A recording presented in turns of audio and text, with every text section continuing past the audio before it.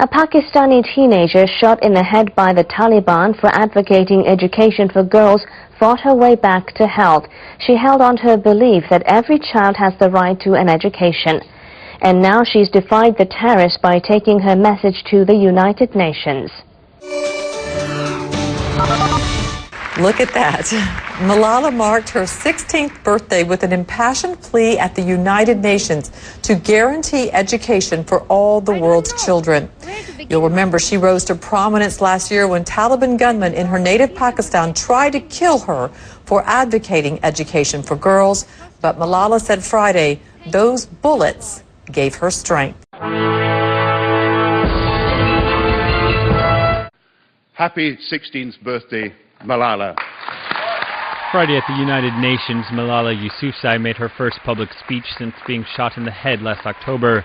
The Taliban tried to kill her for campaigning for girls' rights. Since then, the Pakistani schoolgirl gained prominence as she recovered in the UK and began a new life. She's become an inspiration to many.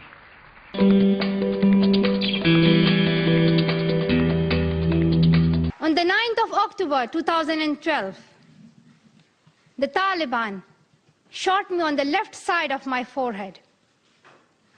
They shot my friends too. They thought that the bullet would silence us, but they failed.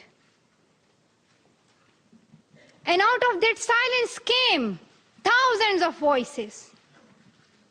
The terrorists thought that they would change my aims and stop my ambitions. But nothing changed in my life except this. Weakness, fear, and hopelessness died. Strength, power, and courage was born. I'm not against anyone. Neither am I here to speak in terms of personal revenge against the Taliban or any other terrorist group.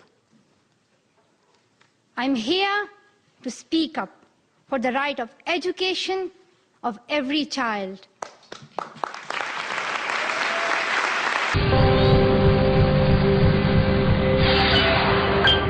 In fact, millions have signed her petition to provide education for every child around the world. She has experienced the discrimination. She has suffered because of her beliefs, and she has fought back. Hard to remember, she's just a teenager. She was more worried about her geography homework than her speech. Is that right? Yeah, and I was happy for that. This is good. Still a schoolgirl, but a powerful voice for countless others. One child, one teacher, one book, and one pen can change the world.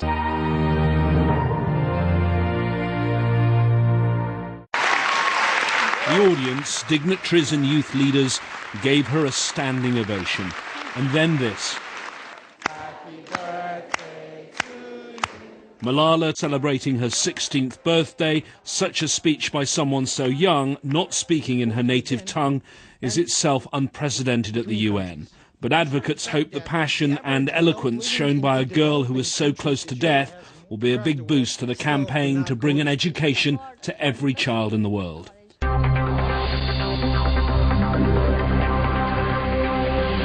Looking at what Malala had said, it really brings hope to our lives. It really brings hope to Zambia and to all of us as persons with disabilities.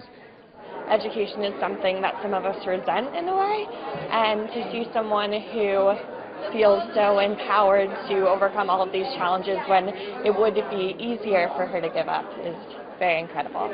Her story and her voice has become that thing that just sticks it. And that's beginning to create this mass movement that will not falter until that dream becomes a reality for all. 3 million people have already signed Malala's petition.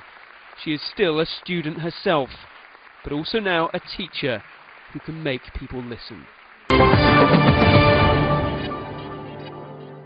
She did today was hand a petition to the UN chief Ban Ki-moon with 4 million signatures in support of the estimated 57 million children around the world who aren't able to go to school. And in response to that, Ban Ki-moon really called her just that, an inspiration. He urged everyone to follow her lead, and he said that extremists had shown by targeting her that what they're most afraid of is a schoolgirl holding a book.